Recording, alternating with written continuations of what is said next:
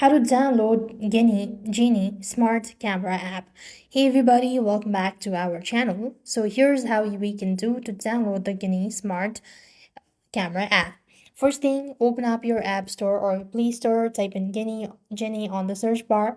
After which, you just want to make sure to install the app and tap on the open button. There you go, you have a agreement, so make sure to tap onto the agree button. If you already have an account, you could simply tap on login, or maybe if you don't have an account, then select register. Select the country of your resident and add in the email address that you want to register with and select get verification code. You could see that the account already exists, so I'm just going to use a different one. There you go, get the verification code. You will just have to wait for the timer and get the verification code and enter it right on this page.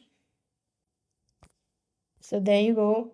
You have these set a password section. You just want to make sure to go ahead and create one.